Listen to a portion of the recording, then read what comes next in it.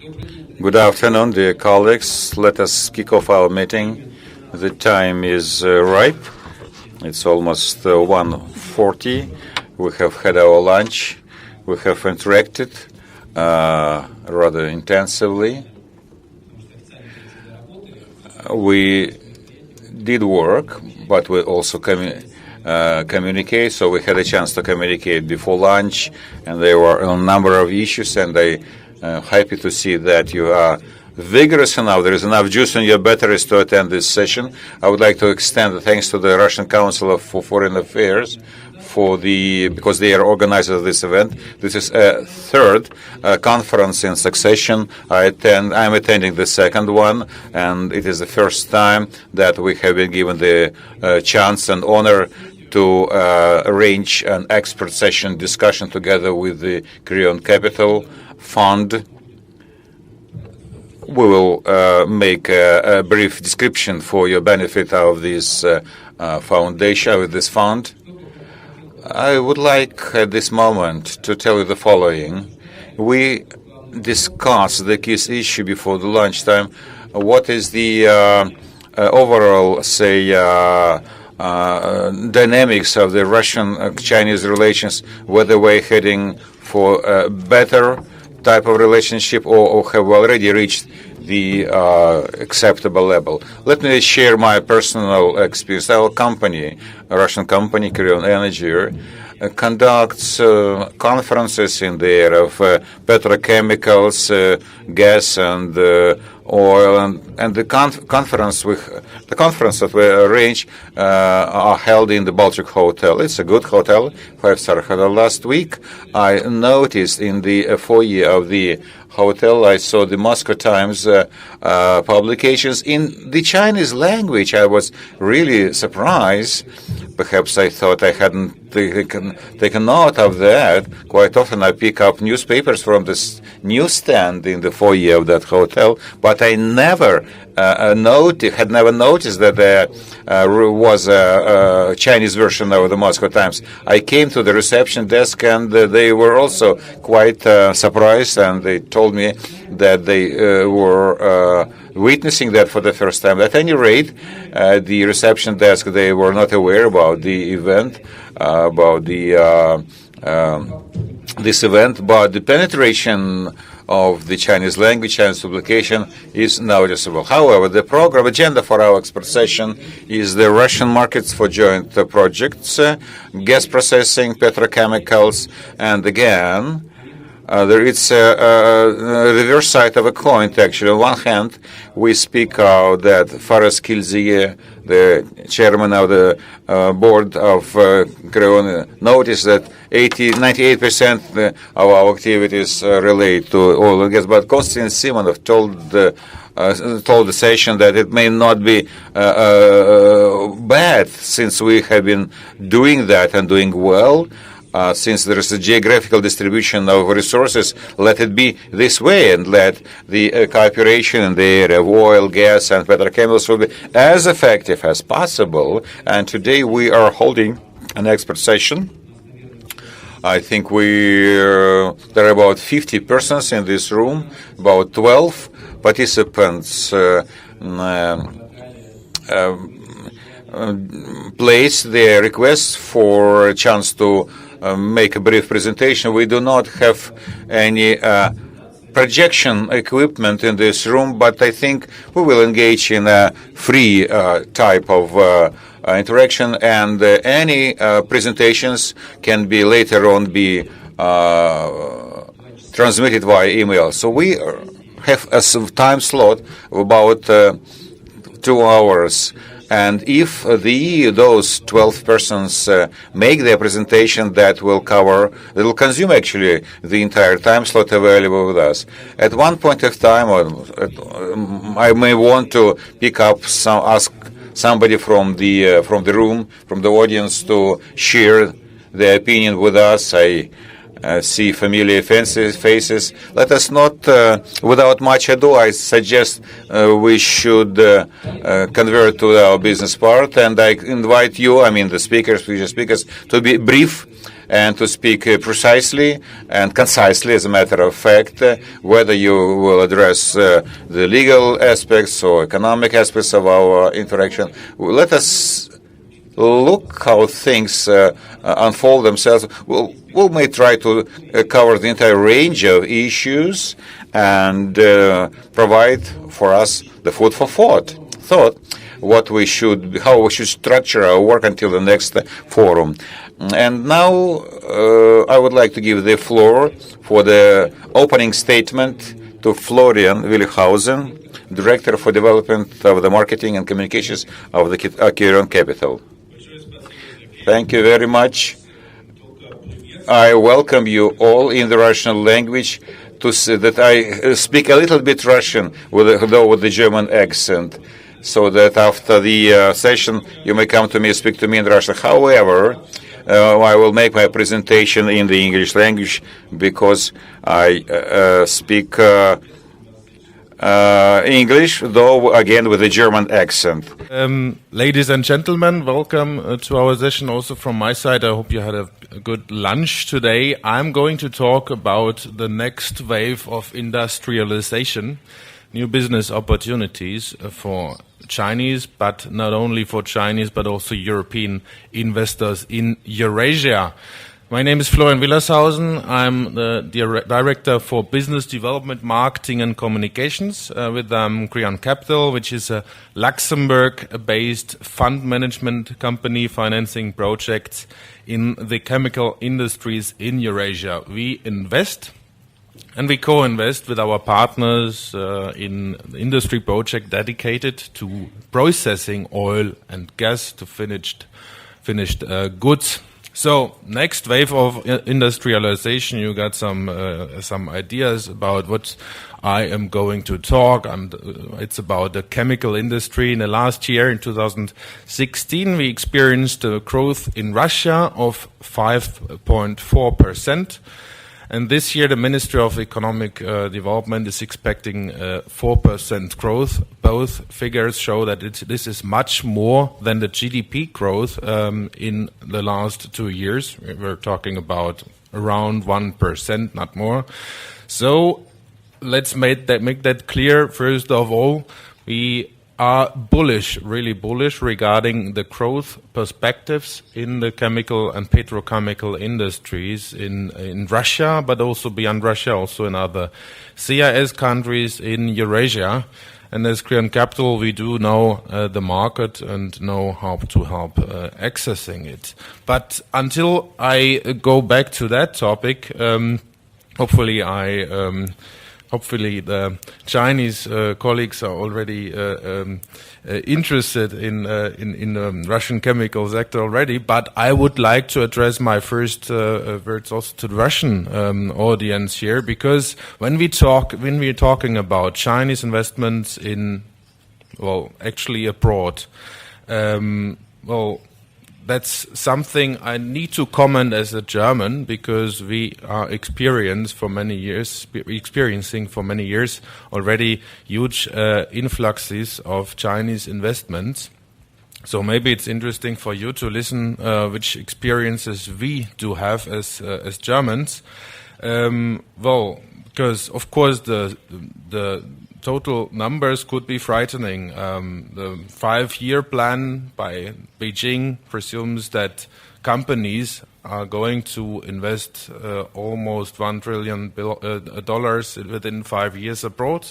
And now the Silk Road Fund is also spending almost $900 billion additionally. Logically, this causes some fears and wakes up prejudices. And is China going to conquer the world? Should we be afraid of Chinese state-owned companies acquiring our most attractive and prosperous fields of the economy in order to transfer them to China? Let me be very honest on that. No. In Germany, we had already we experienced in the last year, I think, foreign direct investments from China with an amount of $11 billion in 1 year in 2016, which was much more than the year before when we had about $2 billion FDI inflows from China. But if we ask the SME companies in Germany, which seem to be the most attractive target of Chinese investors, they are quite satisfied with Chinese shareholders and the success stories behind that. Because sometimes the Chinese shareholders and investors saved struggling SME companies in Germany by providing them not only financial aid, but also opening them the doors to huge export market, which is China. Usually the Chinese investors do not disinvest or interfere with the current management. They expect detailed reports and close cooperation, yes, but they normally do not manage a European company as they do manage the headquarters in Chongqing or elsewhere. So the experience of German companies with Chinese shareholders is quite positive. But despite that fact, there are growing political tensions between the European Union and China because Brussels, for instance, would not accept China as a market economy, which is a very important status would be a very important status for China, as long as Chinese competitors the Chinese government does not treat competitors from Europe equally when it comes to tender processes, and that's what they do not. So the European Union and its member companies, among them especially Germany and France, instead made attempts to restrict Chinese investments in technology sectors which are perceived as being strategically important. Like it was the case with the KUKA agreement, which is a robotics company in South Germany, got acquired for $5.3 billion in last fall. I would say that taking this into account, Chinese companies will be forced to further diversify their outbound FDIs. And this takes us back also to the Russian market. Chinese state funds and state-owned companies pumped already almost $67 billion in Russian oil and gas upstream projects. Faris Kilzir from the Creon Group mentioned this morning in his presentation. They are working intensively with Novatek and Gazprom, and this is usually connected with projects which are clearly politically backed. But private investors, private companies do not count Russia as a top 10 destination yet. The investment rather goes preferably to Europe. But we expect this to be changing soon, because with its vast quantity of raw resources, Russia and also Kazakhstan and other CIS countries could be considered as among the richest economies of the world. These resources are increasingly being processed to from oil to chemical products on the ground. Russia is the number one gas and number two oil producer, with vast resources remaining. The oil production reached 547.5 million tons last year.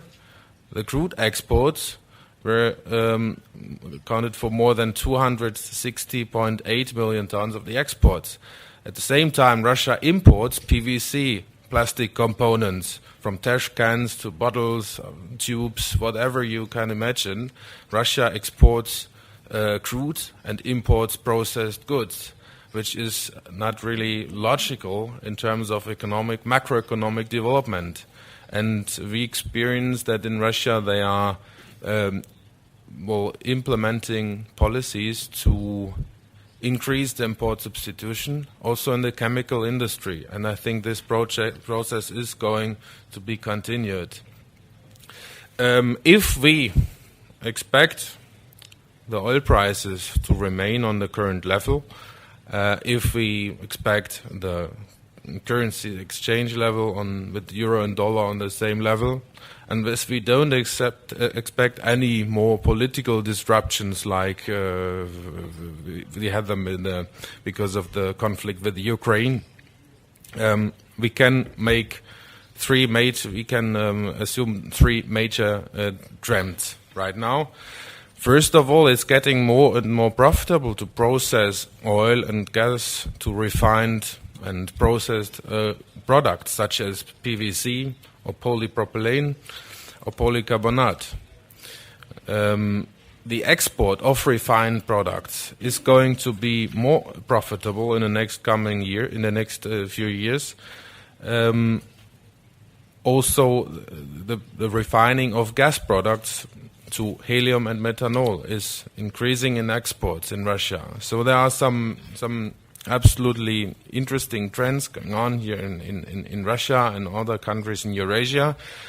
But at the same time, there are some niches remaining, like extruders used in the oil downstream business, or specialty chemistry, additives or colors and varnishes, where Russia still remains on imports from other countries, although it would be easy to process these goods in the country itself. So we expect to find many business ideas where we could also work together with both European and Chinese investors in the next couple of years and decades.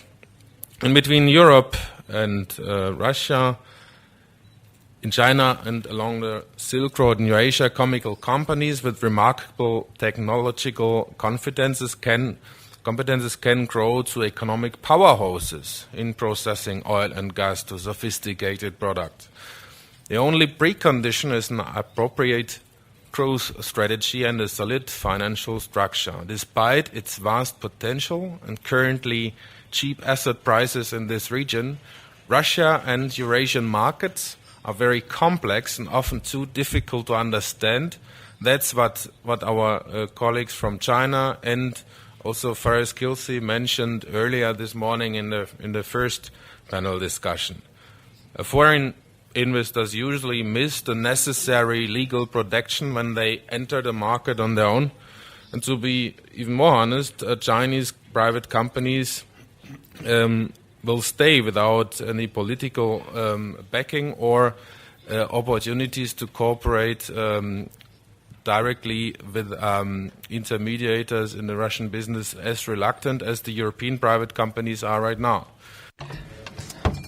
Когда речь заходит о инвестициях в России, то получается так, что рынок в полной мере не понимают инвесторы, и они не могут в полной мере оценить риски, которые их ждут в России. И в этом плане им имеет смысл работать с Крён-фондом, который фактически на себя берет риски и работает с партнером, и связывает и китайский рынок, и европейский рынок, поскольку в первую очередь фонд фактически обладает связями с самыми опытными консалтинговыми компаниями в Европе и в Китае. И мы способны оценить и риски, и все положительные черты рынка, посмотреть на все сложности и проблемы, которые существуют при проведении проектов в Евразии. И второй момент. Мы понимаем прекрасно и российских, и китайских инвесторов, и соответствующие рынки, и европейцев, поскольку мы являемся многонациональной командой. И мы имеем возможность выступать в роли посредников разных культур. Мы прекрасно понимаем, что иногда бизнес-сотрудничество не проявляет достаточного понимания и понимания своих партнеров, и должны проходить, конечно же, переговоры на самом высоком уровне. И мы также будем в Пекине проводить в сентябре на очень высоком уровне события, то есть это будет форум китайско-российский. И третий момент, о котором мне хотелось бы сказать, это энергетический фонд китайский, это инвестиционный инструмент, который фактически связан и с европейским регулированием, и это нам обеспечит правовую защиту и для инвесторов, и для партнеров. И таким образом можно будет работать и с Европой, и с Китаем, и с Россией, и с кем угодно. Очень важно, что инвестиции будут контролироваться и управляться, и Казахстан тоже будет восприниматься как финансовый хаб. И это вот то, что у нас есть в Люксембурге, и я думаю, что, пожалуй, мне хватит говорить о фонде, в какой-то степени давать ему рекламу. Я думаю, что вы увидите проспекты и буклеты о фонде на ваших столах, почитайте, и после того, как вы познакомитесь с нами более детально, вы сможете провести с нами беседу и обсудить с нами все вопросы и по-русски, и по-немецки. Спасибо. Или по-английски. Thank you very much, Lauren. And I think that today we have quite a lot of time and we do not have any questions any longer because we're sort of behind the time. But the main thing is to study all the issues, all the problems and the presentations. The only thing I'd like to say that I wish you all very best success in this event, Russia, China, and all the representatives of the fund will speak about, well, the project and how things are advancing and how projects are launched.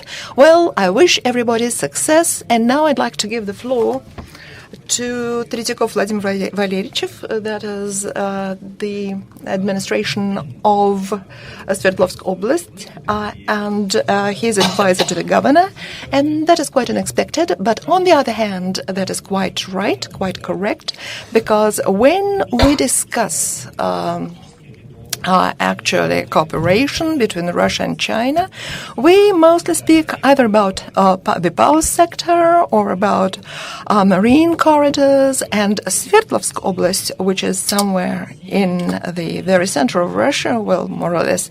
Well, I haven't read the materials, I haven't seen the presentation, but anyway, we'd like to learn whether there are such funds who would act as intermediaries for the Russians, for the Chinese and Europeans. Thank you very much. It is very pleasant to be here, and in particular to communicate with colleagues from China. And we're actually connected with China not only by economic ties, but others too. And at a certain period of time, I worked on the creation of special economic zones in Russia, and the very first zones were actually created in a similar manner as those in China. So Sverdlovsk Oblast, Sverdlovsk region, is in the very center of Russia, and it is the hugest area after Moscow and St. Petersburg. Why did I want to speak at this particular session? Well, Yekaterinburg, that is the capital of Sverdlovsk Oblast.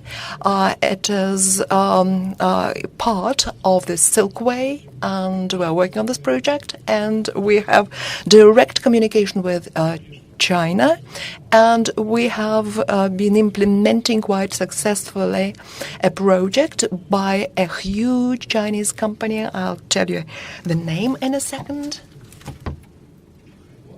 Hailong.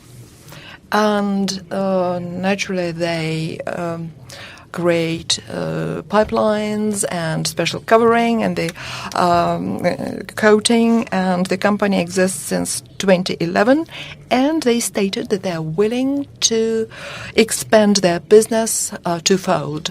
In Yekaterinburg and Sverdlovsk Oblast, all the measures of government support, of public support, are operating, such as special economic zone and different economic stimuli and industrial parking.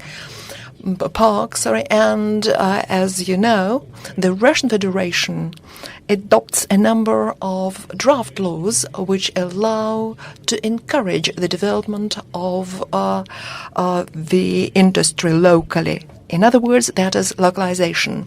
And the companies of oil and gas sector are today purchasing products for their own needs, and the figure is about 60%.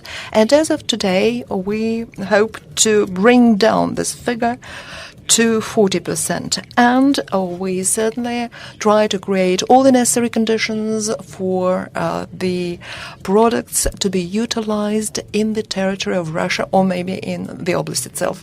And we've developed a complex of measures and created a specialized company. It is named the Corporation for the Development of Sverdlovsk Territory or Oblast, and we concentrated all the best practices, including world practices, to support foreign investors, and specifically we have a whole block relating to the work with China, and there are several people actually who are Chinese nationals, and they speak naturally Chinese, and we also created our own office in Harbin, China, and naturally we'd like to speak about what we have done at this by this point in time.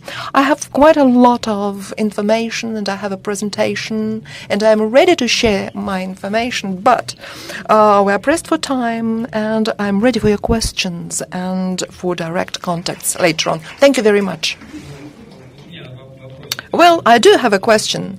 Well, you have more time, and if our colleagues have questions to you, well, you're very welcome. Vadim Valerievich, my question is, could you tell me the following? Well, the potential of Yekaterinburg is related to, is not related to oil and gas.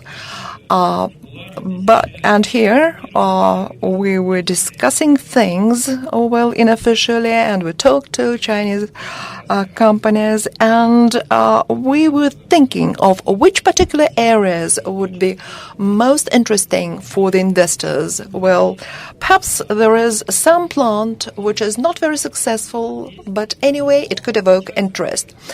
And but it is very difficult to give an impetus to such a plant.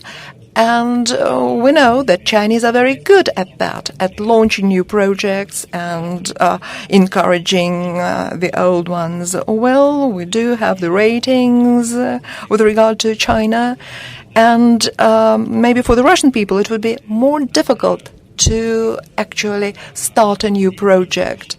But and for the Chinese, to a certain extent, it would be easier. Well, but well, as a matter of fact, the Chinese investors would be more interested in lobbying the supply of certain products, but not launching a new plant. Well, when we speak about an automation plant, well, then we could speak about localization. So, my question relates to the following. What about suppliers of machinery and equipment? Is there anybody who is interested in working on the project? Or shall we just throw it out to the market? Well, I'll tell you directly that it will be more and more difficult to lobby such a project, and maybe even impossible, because first and foremost we're speaking about public companies or with public participation, and about procurement. Because today we'll be giving preference to the products which are at least partially localized in Russia. And, well, when we see that there are two companies in the market which are partially localized, and there is a third company which offers imported equipment, well, this company will not get access to the market. So, and it will not be possible to use any lobbyist opportunities. And we're speaking not only about oil and gas, we're speaking about subsidies, we're speaking about subsidies for agricultural machinery, machinery. For instance, if a farm is buying partially localized products, it will get subsidies covering 20% of sales costs. And thus, well, we're speaking about competitiveness. And I know that at this point in time, a draft law is discussed which will give opportunity to come into the Russian market for those who have localized their manufacturing and their plant, at least partially. So, well, thank you very much for your answer. And I think that I could sum it up. So I'm afraid that there are no prerequisites for a serious breakthrough because the statistics is not very optimistic. Well, out of 2,000 residents, we have, let's say, 5 or 7 Chinese companies. We also invited people from social parks, but our colleague couldn't make it here. And, well, the cooperation with China is not developing so far very successfully. But indeed, for China, it is not very interesting to start new enterprises here in Russia when they already produce quite a lot of similar products. But when we speak about natural resources, mineral resources, and petrochemicals, we see that that is not just the export of oil and gas, but there are terminals being built in the territory of China. And I think that I'll give the floor to the company. And I know this company for quite a long time. It is both a trader in Russian markets and it works for export. And we have the business in China, terminals, and you decided to work there in the territory of China. Is that right? And we'd like to understand how the project is advancing right there, and maybe we should be working not in the Russian territory, but in the Chinese territory, and it'll be cheaper and more efficient. Well, dear colleagues, well, I'm sorry for my voice. That is the weather which had that impact. Well, we're an international investor, or rather, we are more of a trading company, and we work in such countries as China, India, Belarus, Russia, and many other countries. And the main products which we deal in as of today are petrochemicals and phenol, polymers and paraffins, and other petrochemicals. And one of the projects which we're working on is our project in Manchuria. And in fact, we're the founders of our gas, that is a Chinese company, with 3 or rather 4 founders, and one of the 4 founders is the company Vesta. And the terminal itself is in the territory of China, and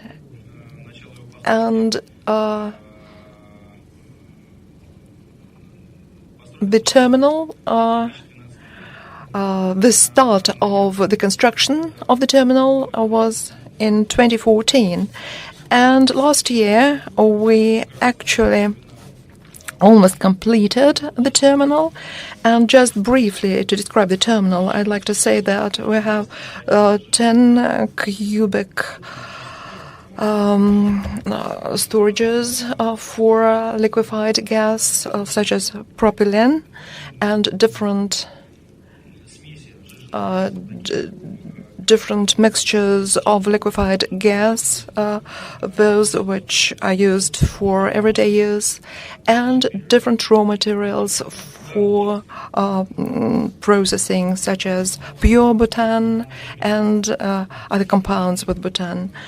And the storage in the terminal, the volume is 9,000 tons.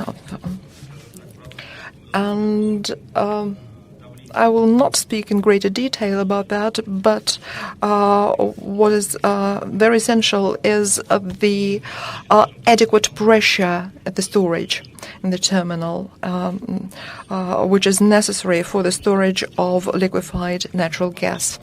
And the capacity of the terminal should be about 2 million tons. And the main emphasis in our work is for the transportation of gas and oil for to Chinese plants and refineries, and we're actually planning to launch one of the lines of the terminals for propylene and other compounds with it. And we plan to launch the terminal in the end of the third quarter of this year. And this year we're already having negotiations on finalizing all the agreements and getting all the licenses. And I visited the terminal quite recently, and I could see that it is really something which is going to work. It is a huge terminal for the transportation of gas products, and I really haven't seen a larger and more impressive project in this area. And this terminal is designed mostly for the reloading for the Russian railroads, and after that using Chinese storages and transporting it to the Chinese territory. And according to our assessment, in the north of China, the deficit of oil and petrochemicals is about 3 million tons. And we're looking forward to the opening of this terminal. And in a preliminary way, we have agreements with refineries, quite a lot of refineries, and we call upon cooperation of the companies both on the Russian and Thank you. Any questions to the speaker? No? Sanjay taking notes, the volumes, and then he will be obviously ask specific questions to the speaker. Fine. And so it appears as though, so when you run the numbers for this project, what do you think is the life cycle, is the time horizon, 7, 5 years, 10 years? I think that if it is not a commercial, it's still a commercial secret, if you will, because at any rate, preliminary estimates which we have now are still very, vague. The Far East region is still developing. It's on the beginning of the journey. Judging the potential demand from China, we can say that they're huge. From our part, in long-term plan, we see development of the Gazprom, production capacities, and some other producers. And there are commercial organizations apart from state-owned companies. And those private companies can also be involved in a very substantial way in interaction with our terminal. I believe, personally, it's my subjective opinion, I do not want you to quote it. So that means that within the next 5 years we will launch the terminal. We will launch it this year, commission it this year, and I will definitely be pleased to expand on what I have already said. There was some kind of fallacy because Well, some would say that it was supposed to be launched last year. It was constructed last year, but the commissioning and the licensing and permitting and testing procedures are supposed to be made during the summer period of the year, which commenced only last April. So we are in the process of testing the facility, and they have been concluded successfully. And I do believe that by the end of Q3, we'll get all the appropriate licenses to launch operation of this. It's in Manchuria at the distance of 15 kilometers from the border. Who is the construction contractor? Is it on a turnkey basis? Is it a foreign company? I may mislead you responding to this report, because there is a wide array of suppliers of various elements of the equipment, but basically, as I told you, the terminal has already been constructed. What I'm getting at is when big and large industrial projects are implemented with all the licenses and with hazardous cargo handling, so the calculations at the time of design development investments at the end of the day are different from what we see at the end of the road. I do suspect that the same applies for you. I don't want you to give any specific numbers. Tell me, are you satisfied with the degree of deviation of the final expenditure from what you expected at the beginning of the journey? Well, it's hard for me to speak on behalf of the key shareholder of the company. From the official information, I will tell you that the volume of investments was $450 million. So you will live and see 2 million tons of load is a huge, sufficiently huge volume, and we believe that new capacities will be launched very soon in the Far East. Will be able to fill this handling capacity. Sanjar would like to say, what is who is the anchor participant? So anchor supplier. I understand that you have some shippers like Rosneft, for example. Yes. We'll have a contract with Rosneft. What is the volume of this contract? 7 to 8 million tons of propylene per month. So that's less than 30%. But this is the contract which we have on hand. Other agreements are not yet contracts. Well, talking to Irkutsk oil company on a regular basis, but I should say that this company has not yet made known its resources. No, why I'm speaking about the contract. So far we have over 30% of the load of the capacity of the terminal covered by contracts. Questions? My name is Klementiev from Industrial Innovation. I have two questions. Have you considered potential for supply of liquefied natural gas? As I understand this, from Zabaikal to Manchuria, this is the border crossing point from Russian Federation. And my second question, what do you think is the potential of commerce of liquefied natural gas by tankers, which would allow you to bypass transit transshipments? Have you tried to look at this possibility? Thank you. As for the natural gas is concerned, I would like to say the following.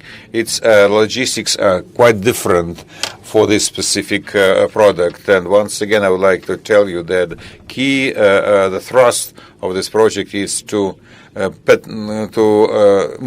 petrochemical products and raw materials, which are of those raw materials, which would be then, used to produce other petrochemicals. So, as far as the natural gas is concerned, under the current in the existing infrastructure, we will not be able to do it.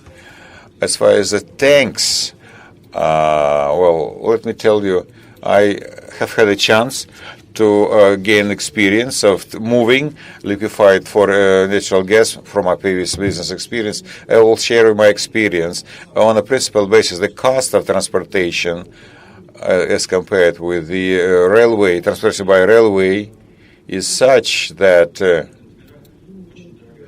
it's very costly. It is really very costly. So we have a number of initiatives, attempts to implement spot supplies of liquefied natural gas to China, but the situation in the Chinese market is such that it is not the Russian market and the Chinese market do not correlate. If, say, in the year there is a 4 to 5 months when actually with the considering the heavy freight, costly freight to penetrate the Chinese market. There are episodic, say, supplies from Birobidjan city, from Khabarovsk, maybe from via Vladivostok, via Isurisk.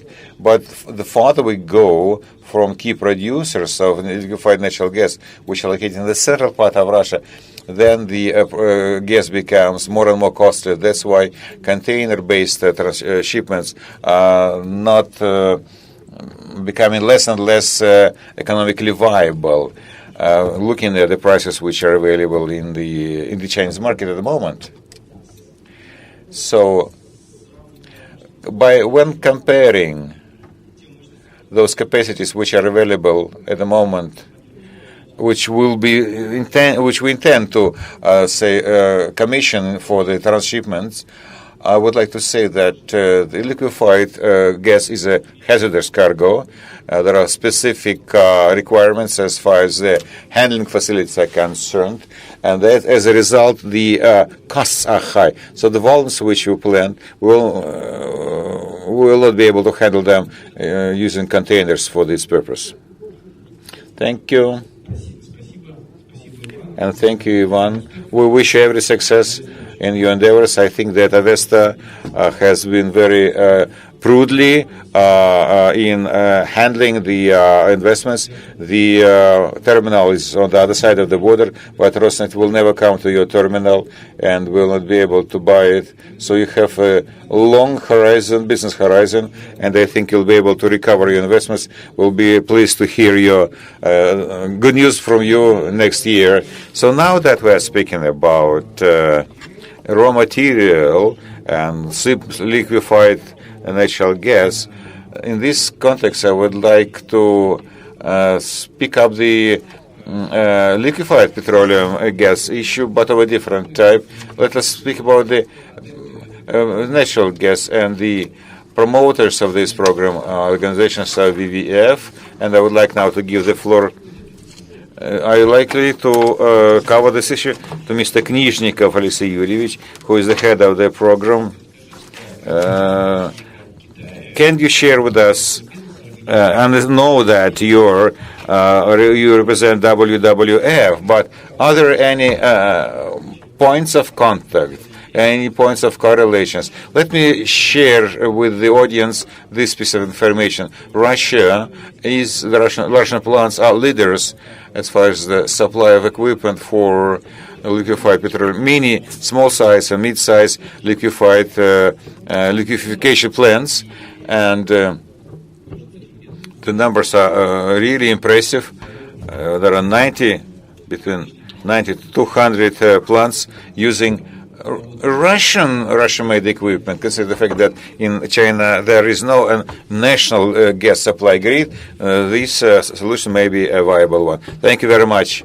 I would like to welcome all participants of this conference. On behalf of WWF, we are indeed prepared to share with you state our position as far as using liquefied natural gas in the context of Russian and Chinese interests. But I would like to make a few general statements as an ecologist, speaking of development of cooperation between Russia and China. We should not lose sight of the fact that the concept of sustainable growth without adequate, understanding of the ecological effect cannot be implemented and should not be implemented. So it's of extremely important that this conference will also cover ecological issues. This is especially important since we all know that this year in our country is a special year. It's a year of ecology, as that means that the president who signed the decree of this type pays more and more attention on ecological elements in our policy, and this factor should be discussed more and more actively and widely, even in the context of the Russian-Chinese relations. Our foundation has a logo, as you know, is Panda bear. Speaks volumes about the potential of Russian-Chinese,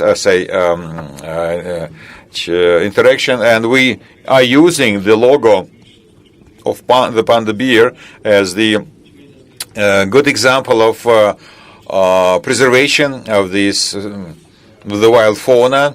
And we think that this panda logo should be sort of an umbrella which would cover, provide protection for all similar initiatives in this way. So as WWF, we're trying to make our contribution towards better ecological safety and reducing ecological risks in the development of the Russian-Chinese cooperation, because so far it's in the area of the energy sources.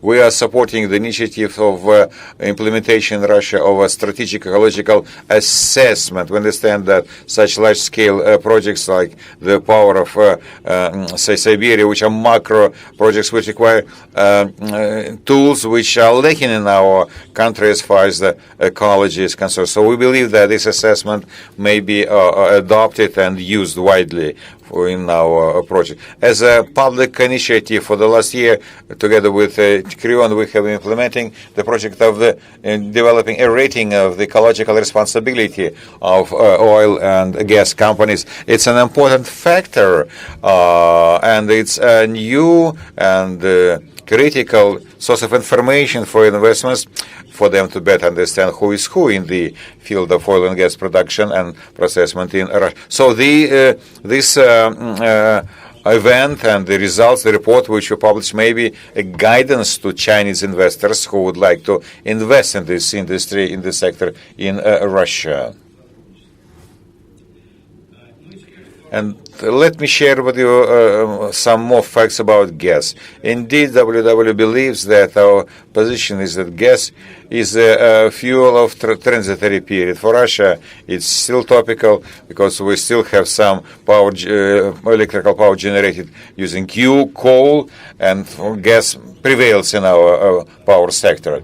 But I would like to speak on the region now, which is at a distance from the geographical borders of Chinese and Russian borders. I would like to speak about the Arctic region.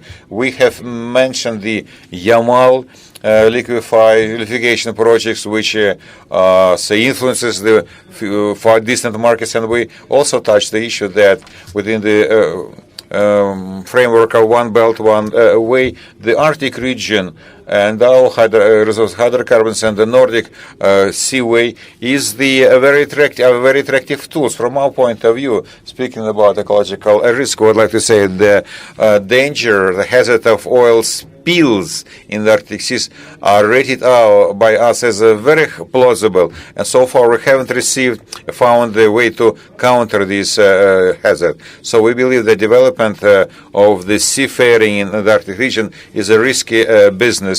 We have conducted surveys, we have harnessed the experts, and they told us that there is one plausible way of reducing risks of oil spills. That means the way is to convert the fuel used by, ships in the Arctic Sea from mazout to liquefied natural gas. Such examples are available in other countries as well. And for the Arctic, that is quite a new thing. But we have prepared a brief version which is published in Oil and Gas Russia. And we have certain conclusions that show that we can move away from the risks of oil spills and we could move to liquefied natural gas. And this will be a real breakthrough. And serious investors should really analyze this approach because that may be the very way when the government is supporting this particular segment for the development of carbon supplies, and also an opportunity for private business and having great success in this sphere. And we're ready to provide our analytical report to you, and we'll be happy to hear out your response. And the second issue related to gas but not LNG, that is the old problem of the oil industry, and we've got to take this into account. That is the flaring of associated gas, and we've been talking about that for quite a long time, and we have public monitoring and we issue reports on the status of things, and we see that the assessments are very different, and we see that the solution of the problem is not becoming better, as a matter of fact. And having space monitoring, we see that there is even a negative trend. So that means that in the country there is either an increase in the flaring of gas, and the trend is not good. And speaking about the regions, that is Western Siberia, and while we're working on new oil fields, and that is the new resource base for production of oil for specifically China, the volume of flaring is extremely huge. That is about 5 million BCM per year, and that is really an environmental hazard for China. But at the same time, we could invest into this problem, and we in the country have found a solution, that is the processing, and we can actually achieve very good economic results, and we could work in cooperation with oil and gas companies. And in the context of Western Siberia, we see the availability of helium in all the oil and gas oil fields, and the focus to such deep processing and the availability of helium, that should be the priority. And in this case, we should be working on processing and resolving our environmental issues. So these are the wishes which we have. And in this particular format, when we're trying to develop cooperation and interaction between the countries, it would be very good to work on the environmental problems, and thus we could achieve sustainable development of our cooperation. Thank you very much, Alexey Yuryevich. And a rather abstract question, not relating exclusively to China and Russia, to the United States too. President Trump said that they're thinking of canceling the Paris Agreement. Well, Russia is a part to this agreement. Well, Russia so far has not signed this particular Paris Agreement. So what do you think is going to happen? Well, we can speak a lot about that. Well, I think be it the United States of America, be it Europe, be it China or Russia, natural gas is a feasible solution for quite a lot of issues. And in Russia specifically, we've got to develop responsibly the gas sector to bring down the CO2 emissions, which we're speaking about all the time. And this relates to the shipping and other areas. And that is actually the way which we should take. Well, in principle, that is all the transport area, and including the transport corridors, which we're speaking about in the first part of our conference, China and Russia. Well, actually, we do have prerequisites both on the Russian and Chinese part to develop transportation of LNG. And Gazprom is supporting this idea, and the forming of transnational arteries and using not only the traditional fuel but also alternative fuels, alternative sources. And I was working on the issue of LNG in the Arctic, and we studied the gasification of the area of Baikal and the river of Amur. And we see here three subjects of the Russian Federation, that is Buryatia, Baikal area, and there we could consider natural gas as energy carriers, because the power of Siberia does not go there, and those projects which are related to LNG automatically bring us back to natural resources and to the processing of gas and oil and to refineries. Well, just a very brief specification. Maybe I failed to understand you correctly. You're speaking about a certain strategic assessment, and you spoke about the power of Siberia, Sila Siberia.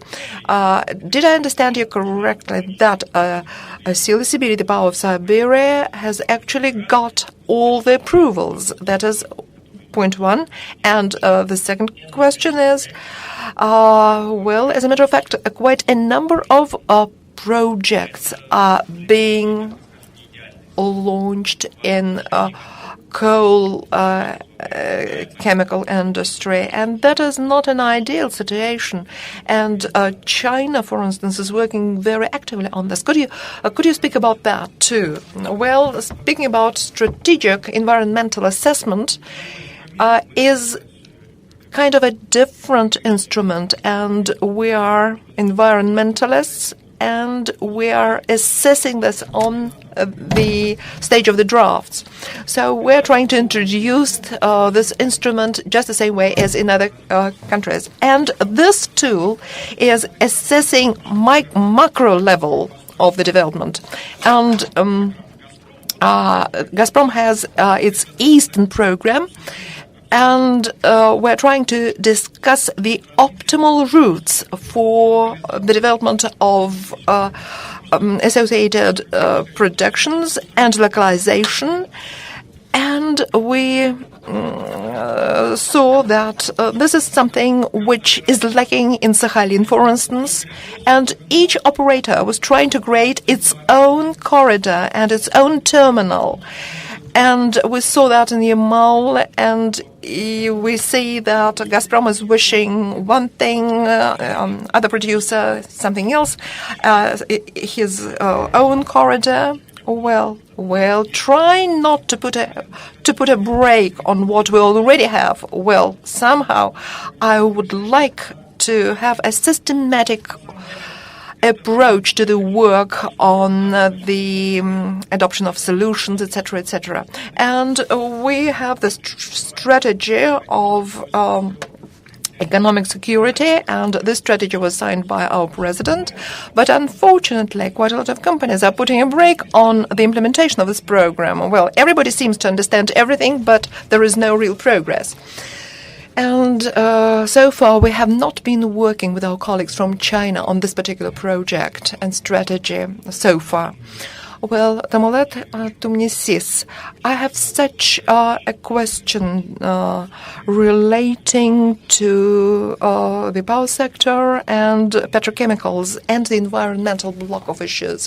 First, what could you possibly say about the following? So we have more and more declarations and news about the processing of household waste and burning the waste in electric power stations. And the second question relates to the status of things in China. So we'd just like to get your advice and more information on the issue. Well, we're not though we're the largest environmental organization in Russia, but anyway, we are not the organization which takes final decisions. I can say the only thing that we're against the idea of burning the waste, and first and foremost for the reason of environmental responsibility. There should be a very powerful stage of sorting the waste, and we should be really absolutely sure that those products and the waste which should not be burnt should not really go in to the oven. Well, so we're speaking about the initial sorting of waste.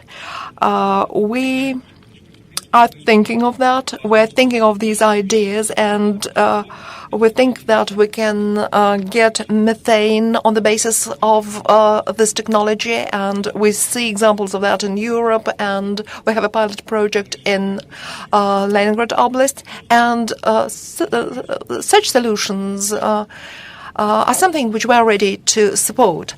And with regard to waste, well, that is the future for our work with China. So do I understand correctly that we have a representative of China here, of the Chinese company CPP, Mr. An? Are you ready?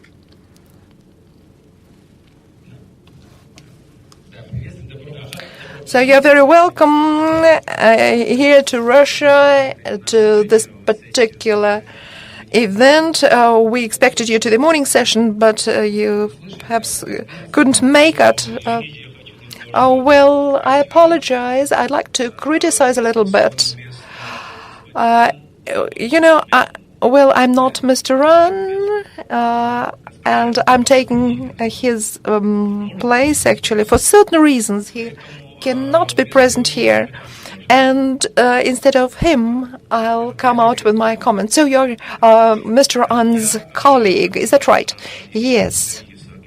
I'm from the representative mission of the Chinese corporation, LMPC. We're working here in Moscow, and I certainly got an invitation, and I wanted to speak at the plenary meeting or here. Well, I don't really know, but I yesterday returned from my business trip, and I somehow said that I might not be able to be present, but today I managed to come here, and I'm here instead of Mr. An, and I'm ready to speak. I'd like to say, well, actually, I'd like to speak about what we're working on here and what we've achieved together with our Russian friends.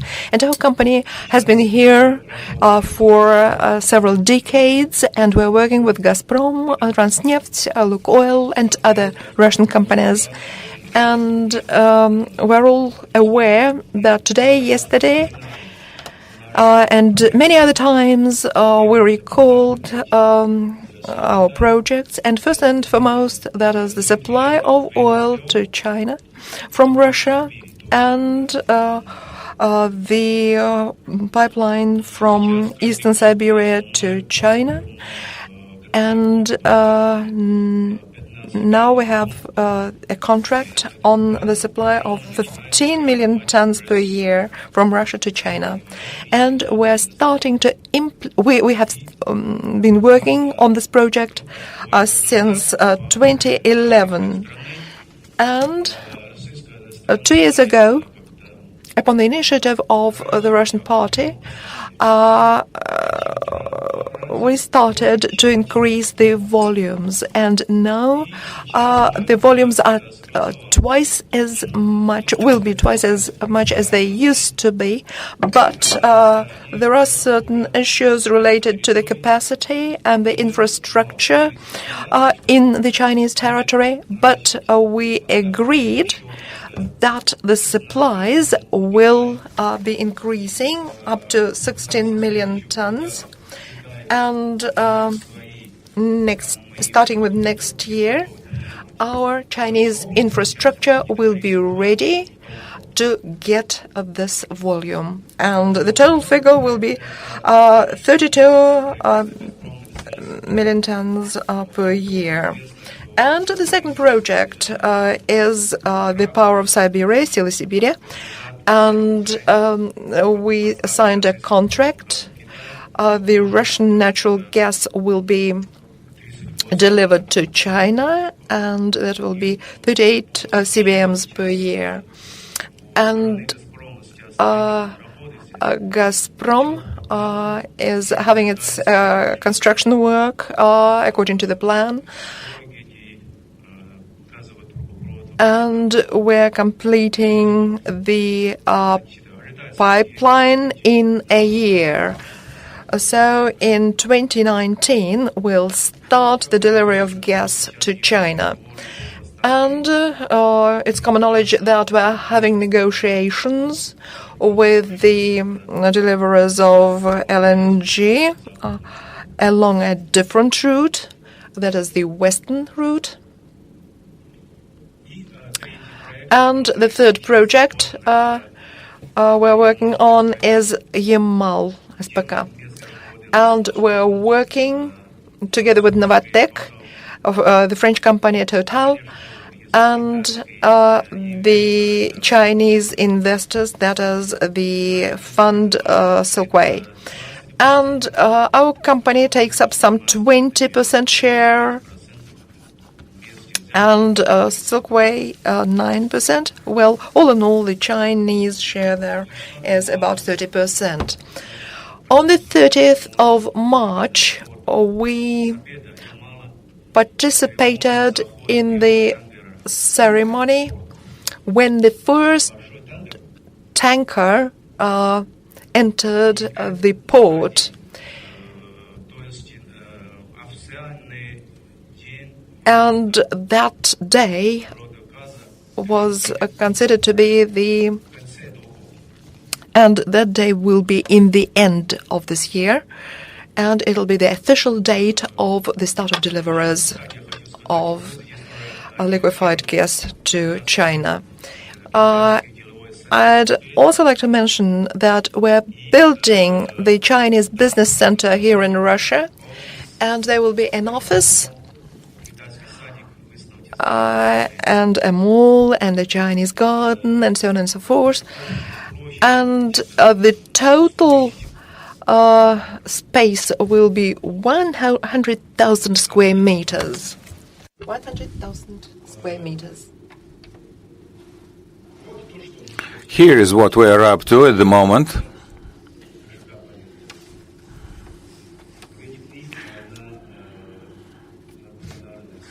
At the plenary session, we already covered and will cover the issues that are at sessions of cooperation between the two nations, including those relating to development of not only business between or among large companies, but we would want to go more in for SME sector, and also in the area of innovations. So I would definitely like to raise the issue what we should do to expand our cooperation and I would like to perhaps offer to you, share with you a couple of thoughts of mine on this issue, as far as the based on the decisions between the two governments. Large Chinese companies now work with Russian partners, and our company is one such good example. But there is a point of view which says that there are too many large companies which are involved in the bilateral relationship, that they say that we should raise the share of SME in our bilateral economic relations. And indeed, if we go along this way, we will definitely facilitate contribution and foster development of the bilateral relations. And if we look at the experience of other countries, of other regions, we can say that, yes, this is the case. However, that does not mean to state that the level of relations or cooperations among large companies is sufficient. No, by any means, no. I would like to mention that we are lagging behind the times, if you will. Large projects are not enough. We do wish that they should go hand in hand. We want that large companies and small and mid-sized companies should be more or less equally or in parallel involved in this effort. Yes, well, definitely big companies are supposed to be involved in large-scale projects. That's true. Well, large tanker, which may accommodate as many as 160 million cubic meters of natural gas. That means that large companies like SNPC, Gazprom, Rosneft address this issue, and they are involved in this business. And we wish that these such projects will definitely continue, because it's our cup of tea, if you want. As for innovations in the oil and gas industry, I may want to say the following. I think that there are innovations, like exploration, development. Those are traditional, activities in the oil and gas industry. But there are innovations. A year and a half ago, on the Chinese part, we came up with a proposal which is as follows. It's really not easy to reach an agreement for supply of Russian gas to China. We decided that shouldn't we try other sectors, like let us develop what we call a vertical integrated in the cooperation. We invite Russian companies like Gazprom or similar company to come to China and to establish a joint venture in China. Let us establish a joint venture in China.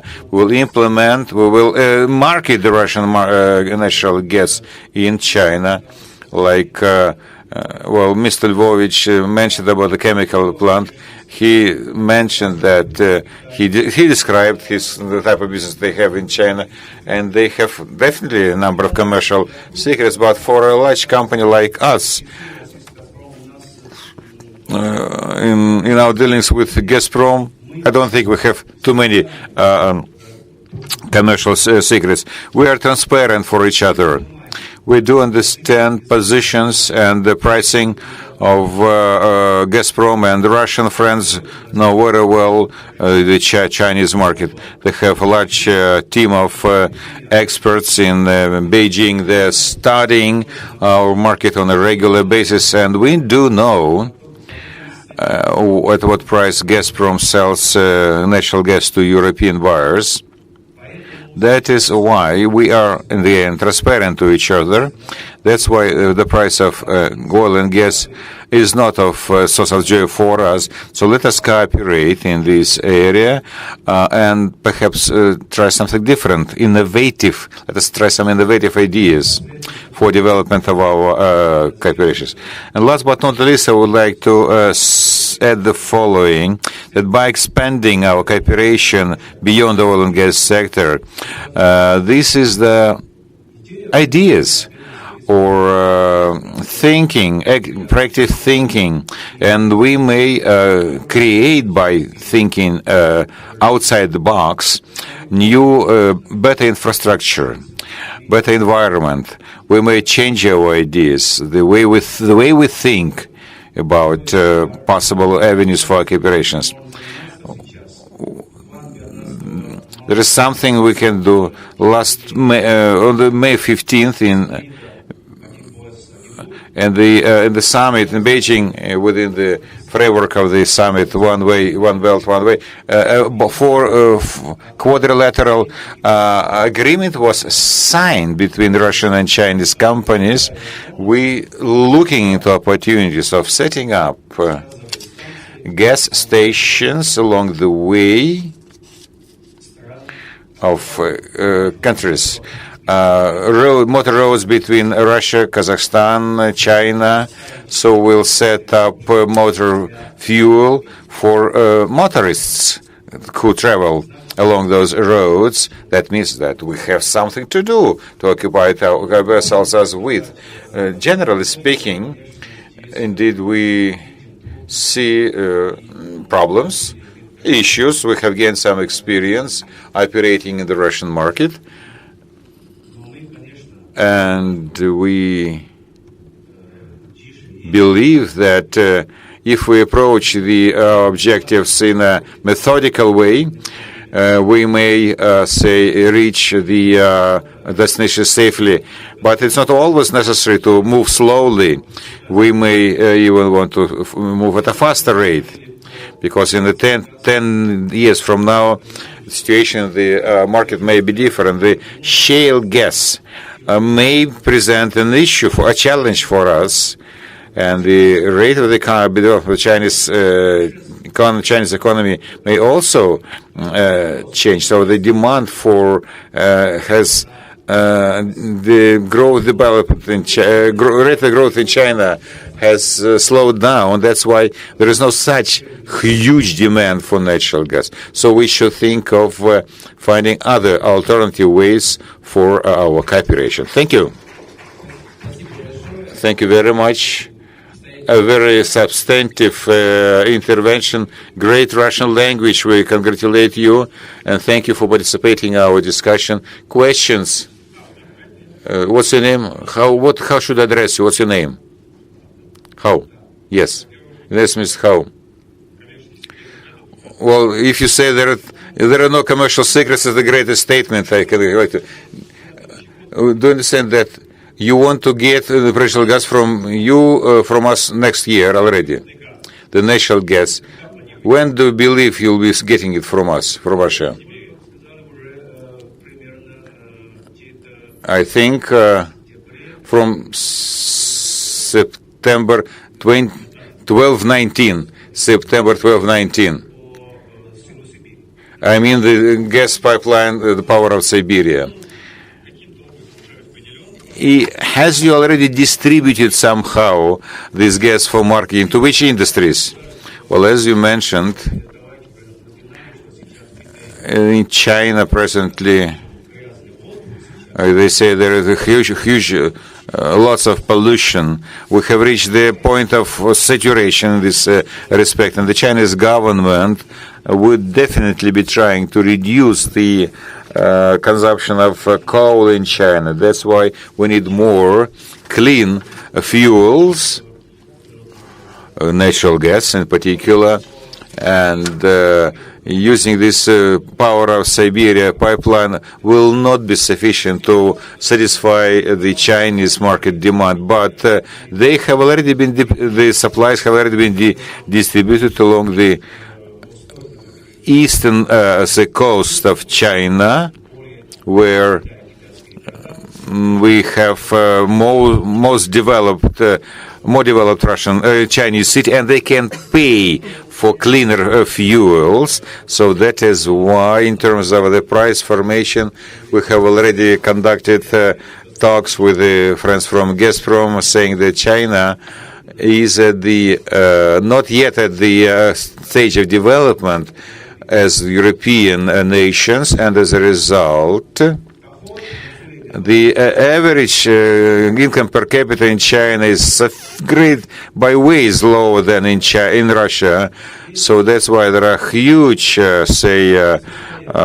strata of population or companies who cannot afford to pay for clean air and clean fuel. That's why we say, let us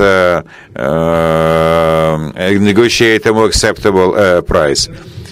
But yes, the future gas supplies have already been allocated to future buyers of. But what about the price?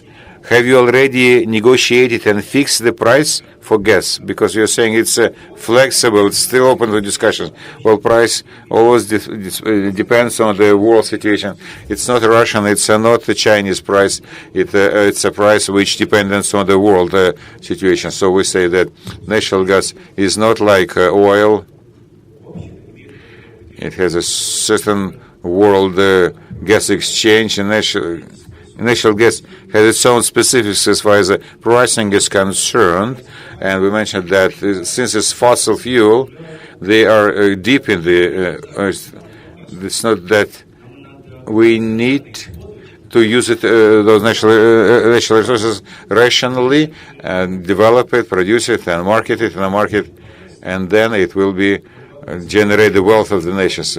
But of late, I would like to say we have seen that there are other alternatives to natural gas coming up. New energy sources are coming up, and they cannot but influence or impact the selling price of gas. That's why the price is always a matter of is also sensitive to such developments in the market. But I do not want to say that we only want to buy cheap gas. We want to buy at a price which should be acceptable to both parties. So the so-called Western route, what is the status of this project? And do you consider it as an add-on to the Eastern route? As any agreement, I would like to say this project also is progressing according to the general principles, and the most important thing is to negotiate mutually acceptable conditions, and everything depends on the market. Thank you.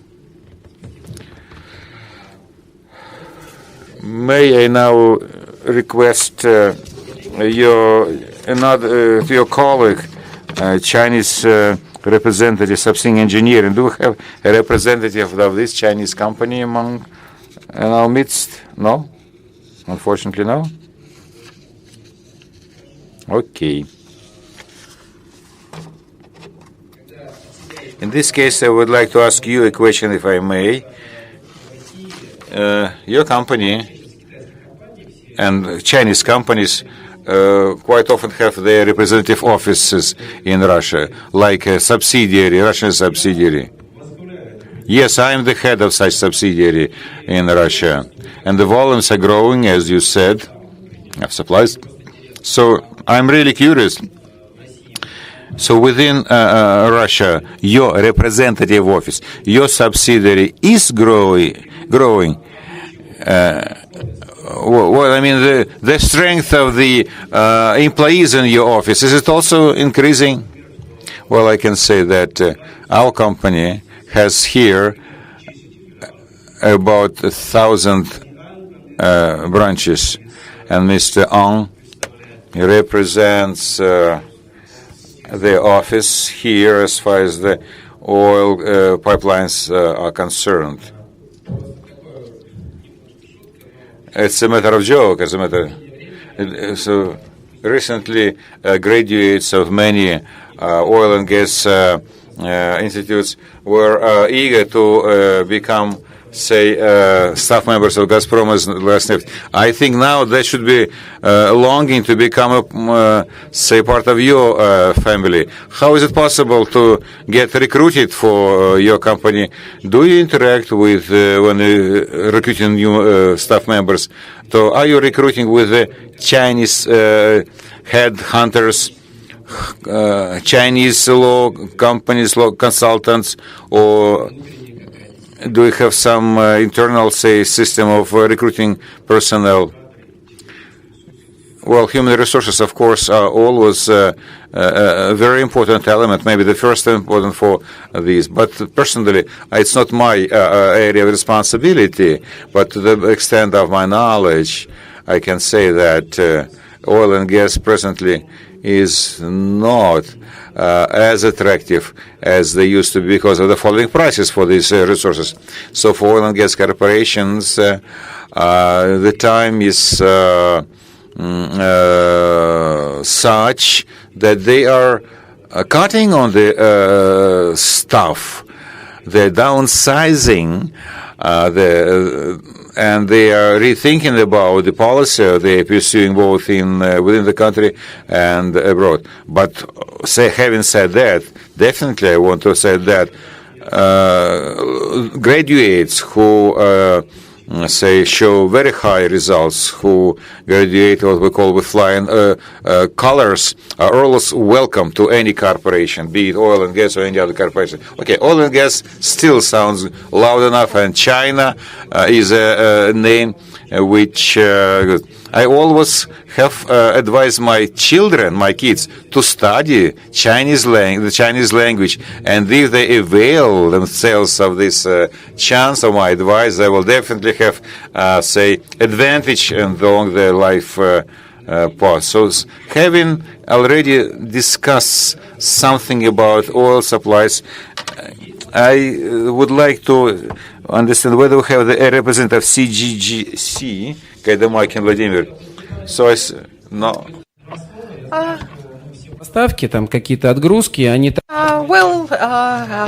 Speaking about the deliveries and supplies, well, I know that one of the companies which is in the leading position in this particular sphere would be interesting for us and would like to listen to you. Perhaps you are also working on a Russian-Chinese cooperation. Well, as a matter of fact, we are a Swiss group of companies. And the capitalization of our company as of the 1st of March is $16 billion. And we provide services. We are not investors. We are supervising building companies, etc.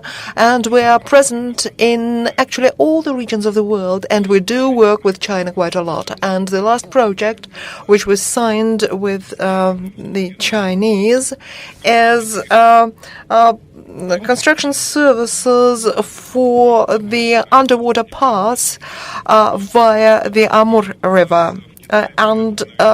In China, we have about 50 projects, taking actually the whole period of our cooperation. Well, speaking briefly, that is about all.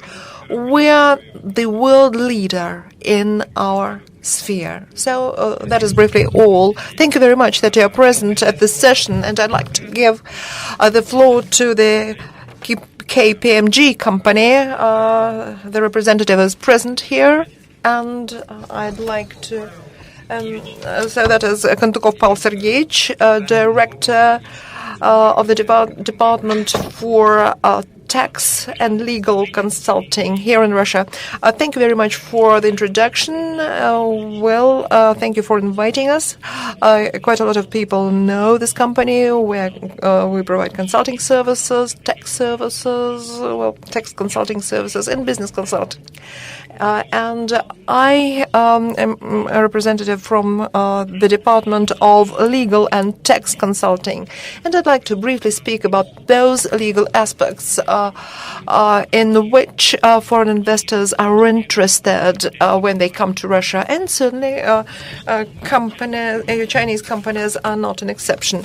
We support the work of quite a lot of foreign investors here in Russia, and specifically those companies which are new to the Russian market. And we certainly help them to find their way in Russia, and that is the tax situation, customs, currency legislation. Speaking about oil and gas, there may be different restrictions relating to, let's say, the acquisition of a share in a strategic enterprise and the respective anti-monopoly restrictions.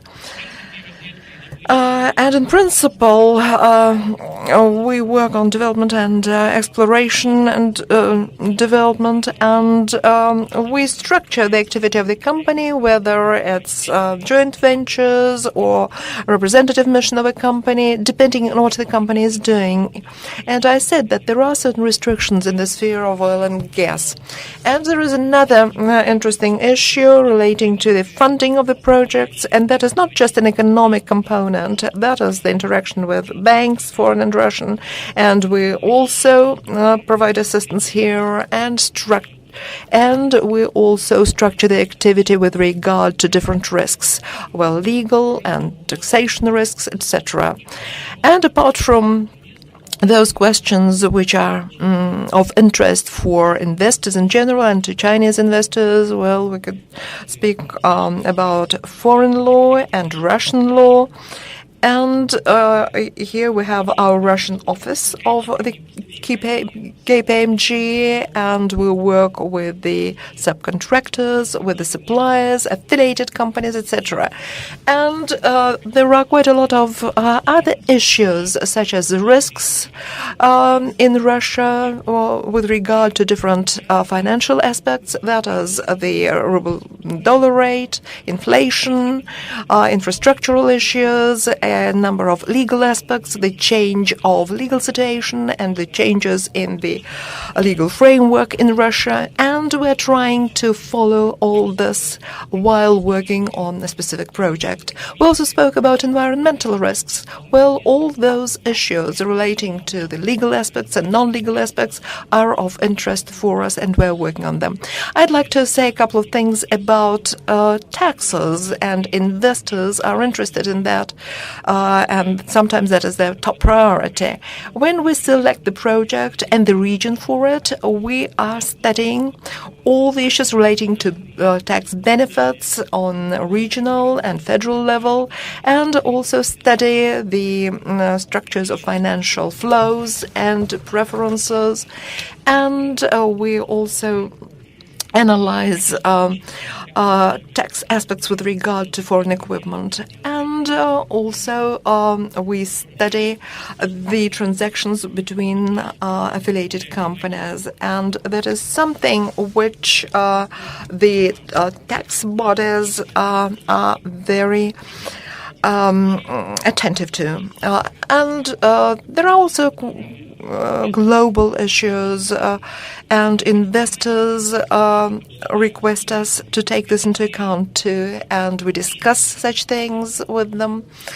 That is the investment and taxation regime in Russia, and these are issues which are really difficult, and the assistance of qualified consultants is needed. And if we speak about oil production, a lot depends on the kind of oil field, whether it's an offshore field or something else, and the location of the field, and tax benefits depend on that too.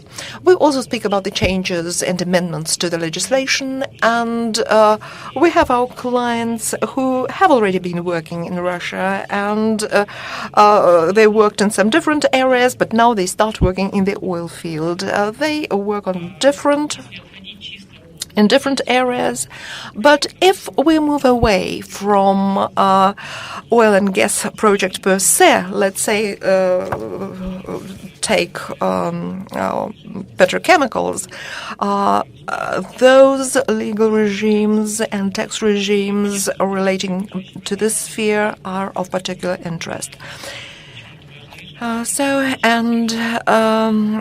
Tax benefits with regard to profit and the mineral resources and compensation of VAT, which was brought down manifold, and the procedures with regard to getting land plots and real estate and attracting foreign workers without any quotas, without any permits, and the one-window approach, all when the company is a multifunctional center which provides different services. And in the Far East, we also work on all this. And indeed, there are quite a lot of mechanisms created for foreign investors for them to feel comfortable in the Russian Federation. And I'd like to give an example of Eastern Siberia company and our cooperation with China. Also, there is another regime for the port infrastructure and for the transportation of oil and gas and other minerals. But at this point in time, it is working only in the Far East, but potentially it is in demand by different investors. Investors are also interested in what is happening in Chinese ports. These regimes are more or less similar. That is why I will not speak in detail about that. There is another mechanism with regard to the lowered rate of profit, and I cannot overlook those special investment conditions which are created for the encouraging of manufacturing in Russia. We spoke about localization and about the substitution of foreign products in Russia. So that is actually part of the policy, and it is not just the regional projects. There are special investment projects when the contract is signed directly with the Ministry of Foreign Trade. Within the framework of our policy, there are quite a number of different benefits for technopark, enterprises, regional enterprise, etc., etc. Here we speak about subsidies, regional guarantees, or federal guarantees, and a number of other possibilities. And finally, I'd like to say a couple of words about the Arctic zone, and we spoke about that today. That is a territory where the Russian Federation is planning to develop its projects, and there is a draft law for the purpose, and it must create different regimes, taxation regime, investment regime, etc., to make this particular area more appealing for foreign investment, for the development of the ports, of the Northern Way, etc. So you see that in Russia we have quite a lot of legal and non-legal aspects, investment regimes, tax benefits of different kinds, and it is really very quite difficult to select the adequate methods of work. And we as a company, KPMG, are trying to do our best to assist in this area. We're trying to help companies to make their business most successful with the minimal administrative barriers and the most optimal customs and tax burden. Thank you. Thank you very much. Pavel, could you somehow give your comments to the following figures. If we compare taxes in China, it's 68% tax on profit, and in Russia, well, using the same methodology for calculating the tax, it is 47%. And does it mean that the taxation system is simpler in Russia for business and for the taxpayer and for providing financial statements? Well, that is rather a rhetorical question, whether it's easy or not, but, well, it really depends on which particular sphere we're speaking about. If we speak about oil and gas, well, the calculation of the mineral resources tax, well, really needs a very qualified experts.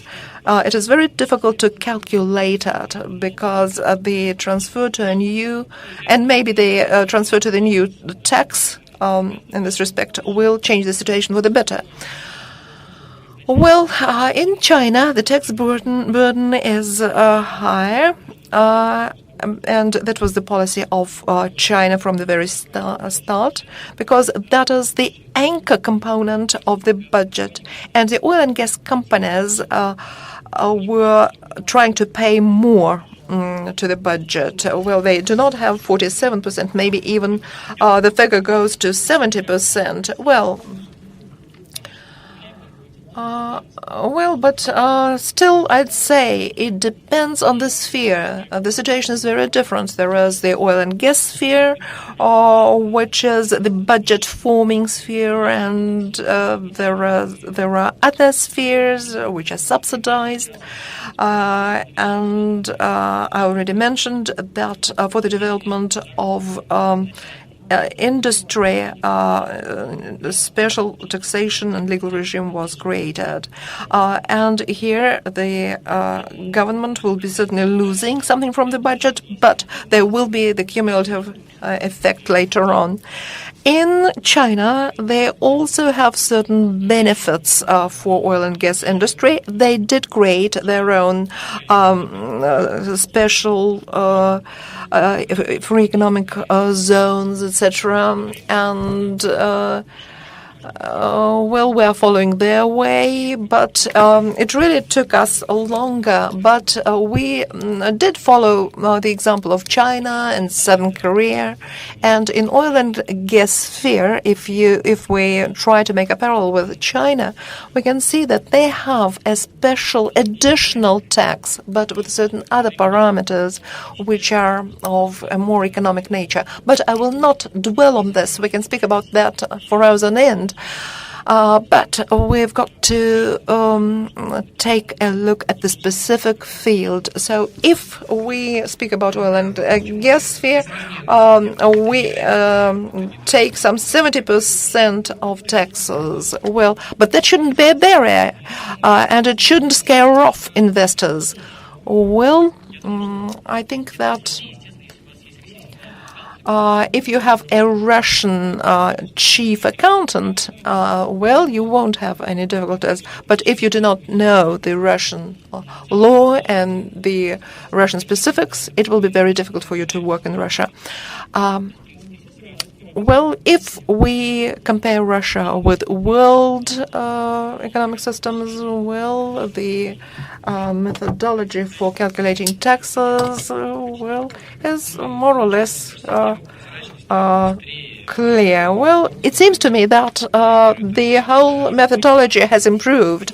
So if we speak about the taxation system in the Russian Federation, we've made a considerable breakthrough in this sphere, because we used to have quite a lot of different payments, and it was not always understandable.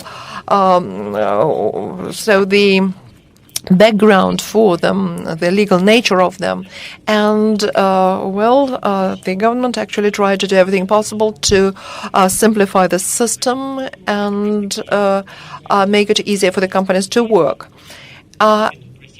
And we tried to simplify the Russian Federation. Tried to simplify the system of taxation in the oil and gas sphere. Well, the process is not very rapid, but somehow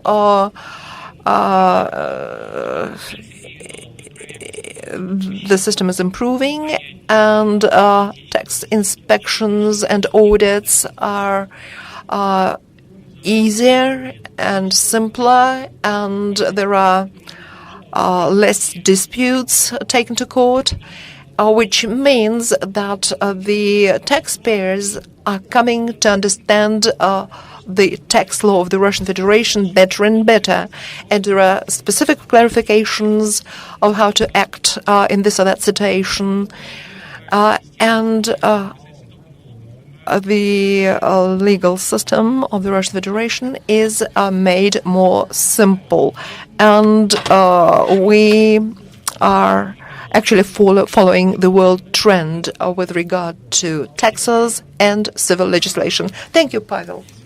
And if there are no objections on the part of Andrei Bogdanovich, then I give the floor to the director of the Department of the Far East on export, and that is closer to the border. Well, could you speak about how matters are in this field? And what projects you have? Oh, thank you very much, dear colleagues. It is very pleasant to be present at such an expert session. And here we spoke quite a lot about different ways of supporting the development of the area. So colleagues mentioned Luxembourg and other countries, and Pavel actually has actually eaten up my bread and told everything I wanted to say. I'll try to be very brief, but I'll try to speak about the possibilities for our cooperation. And since I'm speaking about the Far East and the projects we're working on and problems we face and successes we've achieved. Well, as for the laws, we have discussed quite a lot already. But if you have certain cases and what you are doing in the area, projects which were initiated, well, that would be interesting for us. Well, I'll try to tell you about that. We do have different cases, but I think that if we start analyzing cases, then we'll certainly I have too little time for the purpose. Well, but if you're interested, do come up to me and we can discuss that just out of this room. But first and foremost, I'd like to say that the Far East is an area of economic gravity, and the region has quite a lot of resources, that is oil and gas and minerals and forest resources. And here we have a huge market, emerging market at this point in time, and now it has become the center of economic gravity. And here we have our neighbor China, and we share the border. And that is one of the stories, actually, why the state is paying such a thorough attention to this particular region. We're very well aware that we have huge riches, huge wealth, and we have a neighbor who has the potential of consumption, and we could arrange a mutually profitable cooperation, and that is a very good trend, beneficial for both. And we have the understanding that only systematic and complex approach is possible to give impetus for the development of the region. And we're also aware that there wasn't sufficient investment to the region, and there are difficulties with road construction and social infrastructure, and the density of population is very low, and all this leads to certain restrictions in our work, and only a systematic approach can lead to the reasonable, rational, and quick development of the region. And the government is taking respective measures. That is the law on the territories of priority development, and that these are the laws going back to 2014, 2015, and special institutions of development were created, the Foundation for the Development of the Far East, and then the companies which were involved in the development of infrastructure and the development of the priority territories. This is which is destined to attract people to the region, and we, our agency, as the agency for investments and export development, are also an institute of development helping investors to come to the region and to implement projects of their choice. Well, let me share some data. As of now, there are 17 territories of priority growth territories. About 20 municipal governments are already a part of the free port zone of Vladivostok. We, as the agency, are only a recent affirmation. Well, last September, actually, we had our birthday, if you will, and since those few months which have elapsed since then, we have covered, in physical terms, the whole region, looking at various facilities available. And now in our projects, there are about 50 projects. In our portfolio, there are about 50 projects, and some of those have already were reduced to contracts or agreements for implementation. So I think we are showing good results. We're scoring well. And this speaks volumes about the future potential of those efforts. And basically, those are SMEs, and large-scale business is not yet coming in a big way, but we do have large-scale projects like, basically all petrochemical projects, about 60, such projects. The investments counted in billions, and they will be a part of the yet another priority growth territories. And there are, projects of Gazprom and Sibur for gas processing. A new priority growth territory would be formed to cater to their needs. There are other projects relating to construction of plants to produce methanol and mineral fertilizers. Well, in our pool of projects, if you will, you may find almost all sectors, like mineral,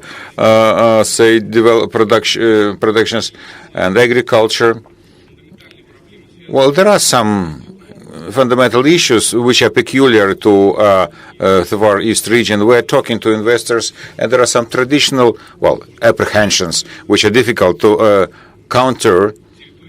They believe that authority is too far located from the central part, and the people who implement projects, dealing with the processing of timber and agriculture, and they are actually accustomed to doing business in the European part of Russia, and they believe that Far East region is too far away. And but there are other objections which they air, like insufficient development on infrastructure, but the corporation development, national corporation development, is doing its best to provide, acceptable, say, infrastructure through the tool, through the vehicle of primary growth territory. Speaking about good cases of cooperation, I may want to mention a few, and more specifically the construction of the cement plant.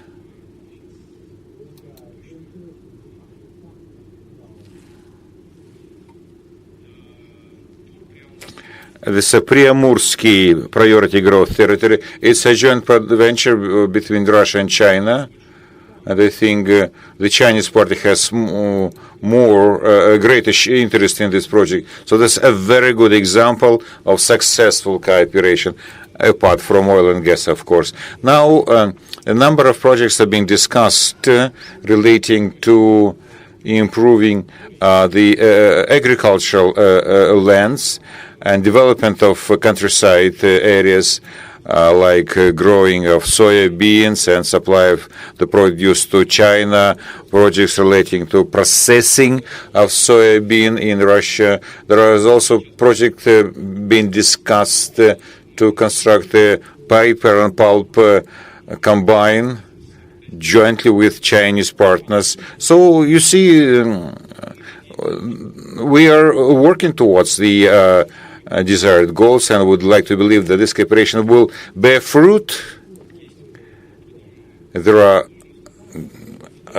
difficulties, but those difficulties are, well, I think, acceptable with the nation. We as an agency are trying to say, play our role and to play the role of ombudsman for investors, trying to promote their interest, to foster relationship. We have a systemic approach to the issue, understand the situation of the the various sectors, we understand the interrelations among sectors. We can offer to investors chances not only to implement a project. We can find a chance to, cut costs associated with the implementation of projects, as far as perhaps commingling several projects together and benefiting from scaling, from the saving on the costs, like production of gas concrete blocks. So there are a number of chances, options which we can offer to investors to cut down, costs by sharing their projects with other investors. This is something which we're also up to, and as a matter of fact, we are also busy. But are you based in Moscow? We definitely have an office in Moscow. We have a regional agency office which are located in the forest region, and regional representatives of the Corporation of Development located in the forest as well. So I would like also to mention some other something else. We offer ideas. We invite potential investors to tour the territory. We invite them in. We help our investors in choosing the right location, the size, the plots. We also can offer, assistance in financing projects. We have investment funds among our partners, and the investors may gain. So as a matter of fact, we offer a whole range of services which an investor would need. So if there is interest, and I would like to believe that such interest has emerged in you, I would definitely open for interaction after the session. So in the morning session, the Prime Minister of your foreign government who spoke said that he supports you, he supervises you. So that means that if a decision is taken by the regional government, your agency acts as the executive vehicle for implementing those decisions. That's true. We also can influence in a positive way interaction with the government officials, between government officials and investors. There have been a number of situations when we were helpful in modifying or making amendments to regional legislation, and when we helped investors to correctly structure the land utilization relations with the regional governments and so on and so forth. This is also what we're up to. Thank you. It was a great presentation. We have 2 more presentations to hear. I want to ask a question. So my question relates to the your statement about the beneficial taxation advantages, and indeed I agree that the currently available mechanism in Russia in this respect provide a beneficial environment for investors. But let us pick up some of the projects like Amur refinery or methanol producing plant. All those projects with all huge availability of hydrocarbons in that area still have an issue of raw material supply. If you look at the Amur refinery, we still are struggling to understand where the 6 million tons of crude can be found to, make it up and going. But the minister this morning said there was no issue. However, we know that some projects indeed have issues with raw material supply. If you look at the ESN, this is the power of Russia, and Gazprom, by all means, will definitely face issues supplying gas to China. So, I think that Gazprom should be more interested in finding a countervailing producer in Russia. However, they were given assurances that they will be getting, export-oriented prices that will deny them access to the locally prices. My question goes like that. As far as the interactions with government corporations from the standpoint of the stability of supplies of raw material, physical volumes, and secondly, from the model, from the standpoint of the pricing for this raw material. Those are issues who are very important for me, and I would like to understand how the ministry, your ministry, your agency, views those things. What kind of support can you provide to various projects, be it joint ventures or Russian projects, to be implemented in Russia in the petrochemical? Let me say. Definitely, he will not be able to address this issue. In terms of the Amur refinery, the mechanism is being processed. The deputy chairman, I think, who is in charge of this, takes a very... Let me tell you, it's not a question for Andrei to answer, to pick up. It may be a rhetoric issue, but this is an issue if we look at all those projects. In terms of presentations, which we see as a hands-out, all those projects are facing this issue, are facing this challenge, with the possible exception of Gazprom or Rosneft, who has huge in-house, resources of oil and gas. But other projects have faced challenges as far as the power is concerned. So that's why I wanted to hear first about the real cases. But he said that it would take too long. But I would rather be of a different opinion. The pulp and paper industry is of interest.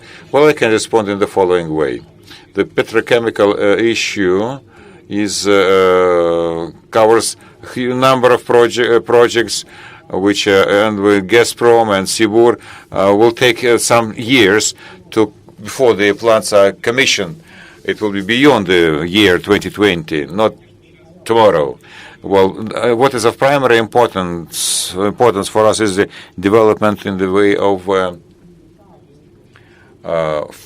quick business, if you will. Something like timber industry or agricultural projects, where the rate of return, or the rate at which you can get tangible results is much higher.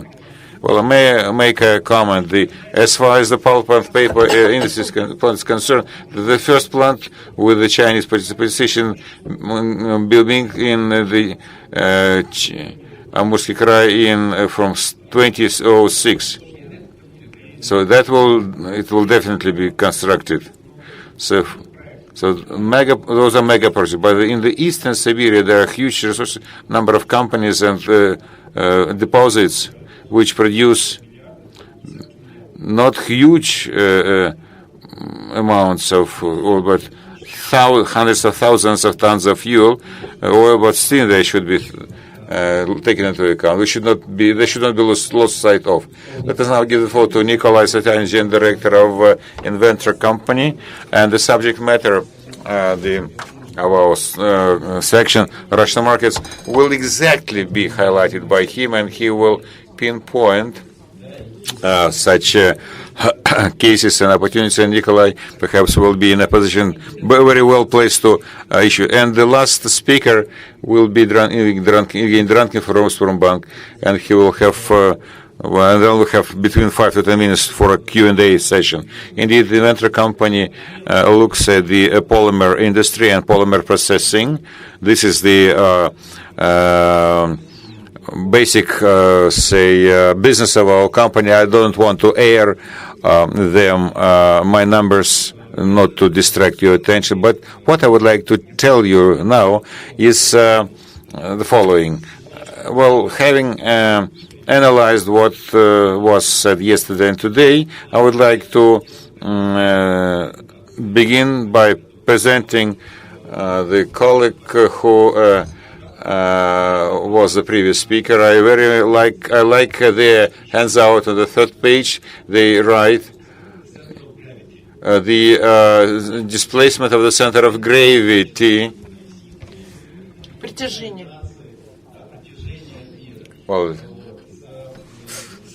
so it appears that from the year 2010 until 2025, the center of gravity is located in the area of Urals. So I recall the Russian abbreviation "One Belt, One Way," and Russia, Ural, and the abbreviation which we used yesterday would have more favorable destiny than the project relating to the Arctic or Nordic Urals. Coming back to the yesterday's presentations, I would like to say that I liked very much indeed a presentation made by Mr. Jan Siatun, director of the Institute of International Relations at the University of Tsinghua. He was very precise and very concise in formulating a number of ideas on the basis of which we can draw conclusions as to how for the Chinese economy, for China, things will develop. Well, I would like to cite him.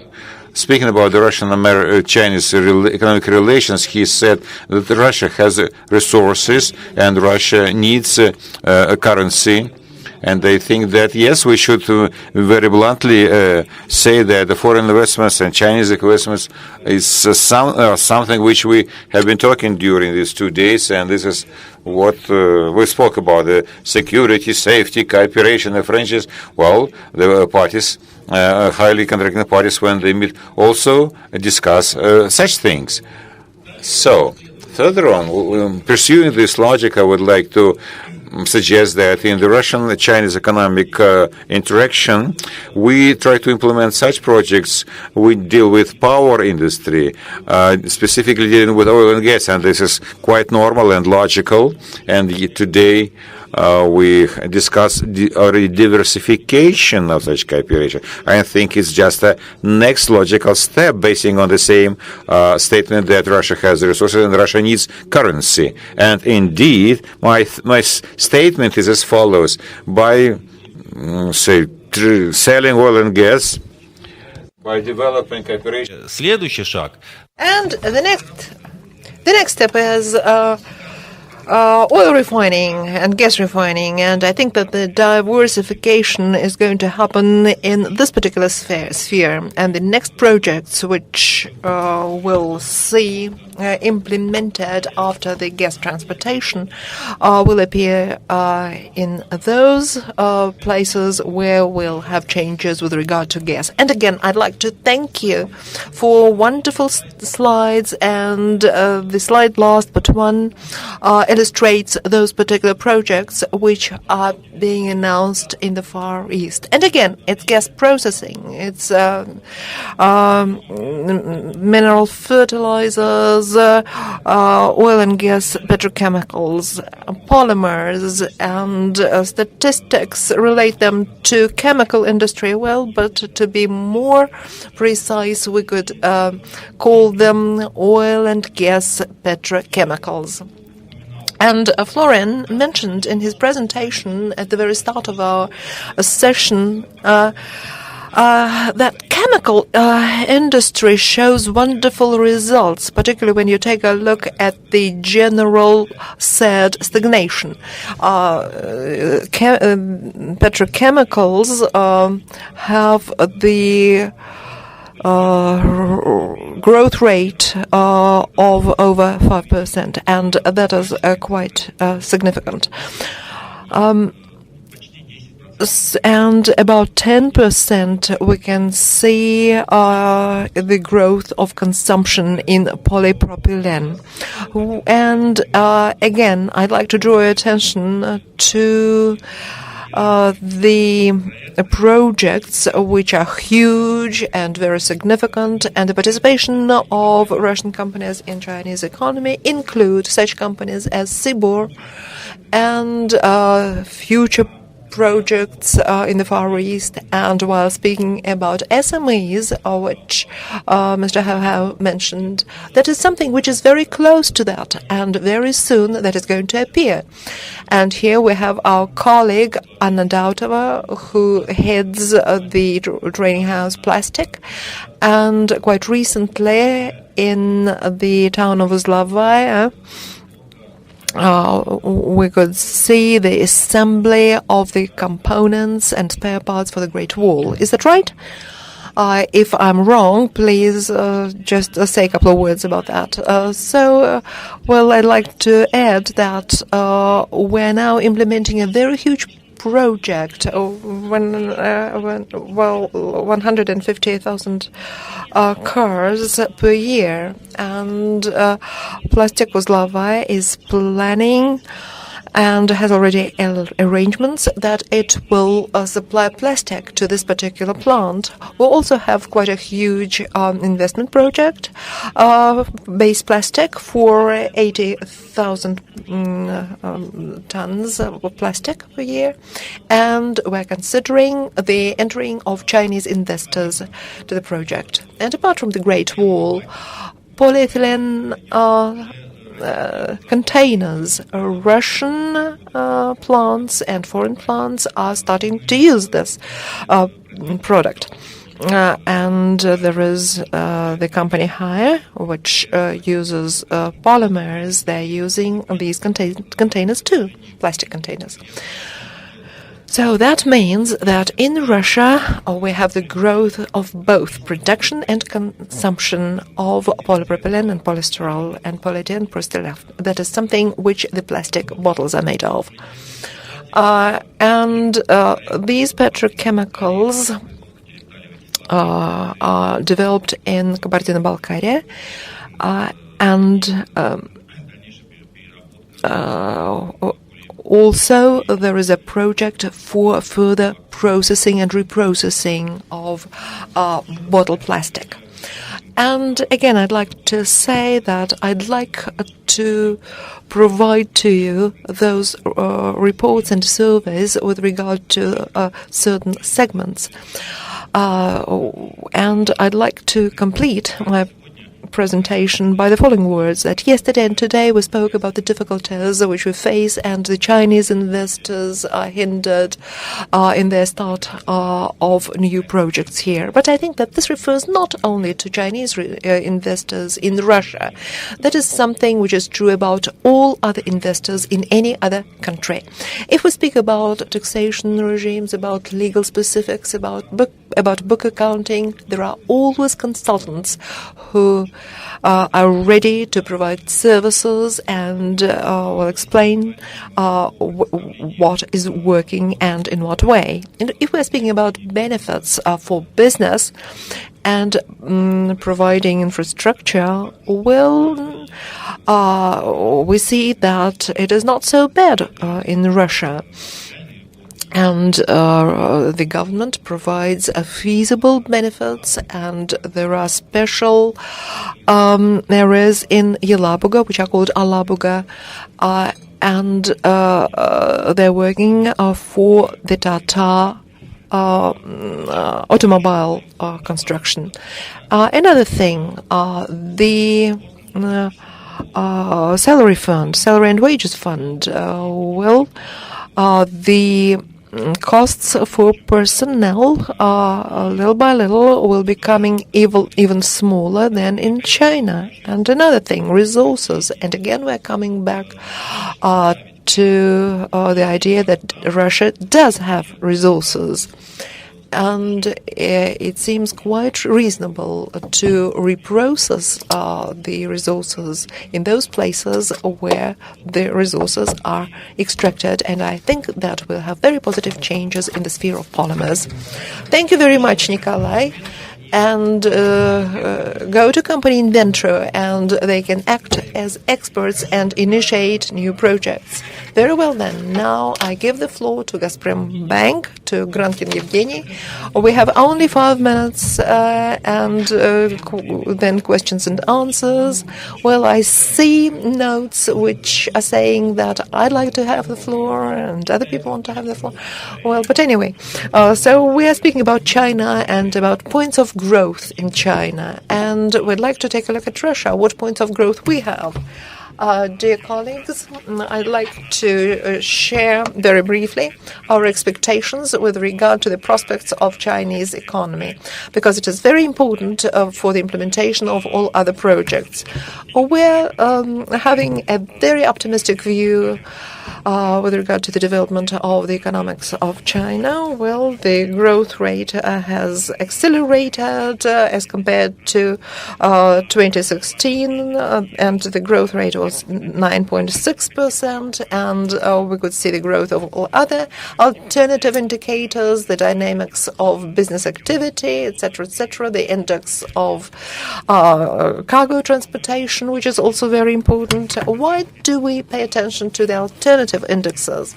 It is no secret that quite a lot of experts say that China may be manipulating its statistics, and it is artificially increasing the growth rate of GDP. And some people are saying that there is a gap between the indexes and the real picture. But today it is quite obvious that there is positive growth in China, and it is quite high.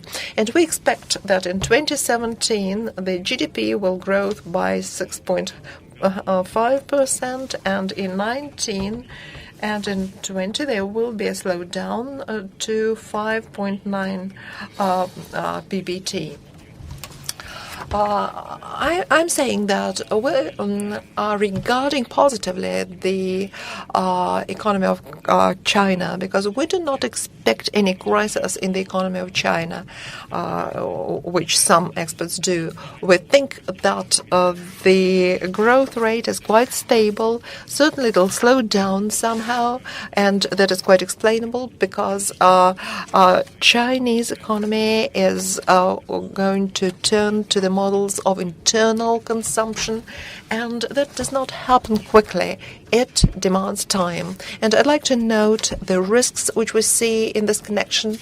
And the risks here are the debt burden and the development of the banking sector. The debt burden is really considerable. It is 265%. In the United States, the same figure is about 100%, and in Europe, the respective figure is about 120%. But despite the very high level of the debt is not disastrous, and it is not unstable in itself, because by 70% it is secured by the debts of the government corporations, and we expect that the Chinese government will continue to support even with a negative scenario. And also the share of debt in yuans is not high at all, and this excludes the danger of certain outside shock relating to the devaluation of yuan and the impossibility of servicing the debt. That is not the prospect for China. As for the growth of the shadow banking sector, well, it really takes quite a serious share in the Chinese economy, and we understand under this share of grey debt sector those companies which are non-credit institutions and which undertake the role of the bank. But anyway, there is quite a lot of stimuli for the banking system. But unsupervised growth of the banking sector in China will lead to quite a lot of dangers, and it will close down the funding of the real sector, and that might lead to the full-scale industrial crisis. But we do not expect this scenario, because the shadow banking sector, though it is quite considerable, that is about 30% of the GDP, but anyway, the Central Bank of China is trying to keep down the development of the shadow banking, and we hope that the government of China will manage to resolve this issue, because it was quite successful to be working on it in the past years. And we do not expect any crisis, and we do not expect any dangerous trends from that part, and we do expect a certain slowdown of the Chinese economy, but still it will be developing. Well, that was quite optimistic, and well, I think that that's it, and some people will speak up and ask their questions. Now I'll take the initiative as a moderator. Is there Mr. Zendev? No, Alexey Valentinovich. I was happy to meet my colleague, and it is much more pleasant to meet your acquaintance, not in a theater or restaurant, but at a session. We actually have been working together for 9 years, and we see that the approach was very adequate. Andrei, you worked on high voltage equipment, and maybe you could take a couple of minutes and say a few words. Well, I'll try to be very, very brief and express just the main ideas. First, I'd like to say to the organizers that the ideas are very topical and the forum is very serious, but as for the grids sector, well, actually nobody was present here. Yesterday there were representatives from grids. Okay. Anyway, very briefly. Our joint. I will not speaking about grids and about our company. We've been working for several years with major Chinese companies, and I think that our greatest achievement is that it seems that we understand what we're working on. We believe in it, at least. So something which does not need prove the set of competences and the experience in the electric power engineering is something which is extremely impressive, and I think that for us it would be very, very important to take that experience, and I will let alone the political agenda. Business is actually on its own. We're not involved in politics. But for us here in Russia, we've got to say that our business is regulated by the government. So that is the difference between us and China. I'd like to say that the issue on the agenda is localization of the industry and the introduction of those processes which increase the reliability of the sector. Also, the issue of tariffs and IPC and IPCM business, that is also what we are working on. And the third issue is joint work on research and development with regard to the major problems. And here we are speaking about the digital environment, digital substations, and we see great potential here. So, what do we expect to see in 9 years? Well, I will not come out with projections. I'll just add a couple of works.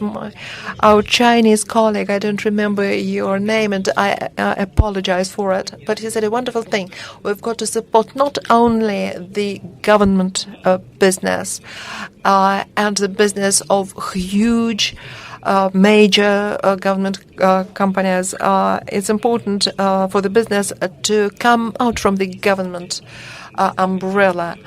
I think that we should develop other business in the same way as everybody does in the world, in Europe and in America and China. Do you happen to know that 60% of Chinese GDP was covered by private companies? 60% of innovation and 60% of patents in China came from actually private companies. So they do have both money and potential. So there are no Chinese investors, specifically Chinese investors. There are just investors. They're speaking about profit. They're willing to speak about investment. That's what I wanted to say. Well, I'd like to thank everybody present here, and I'm sorry that I promised to give the floor to some other people, but somehow I think that the organizers will not give us any room for the future. Well, I agree that we should request for 3 hours instead of 2, and I think that we'll have a bigger audience next year and a bigger room. And if you are willing, you can communicate and network during the coffee break and see each other in a year at least.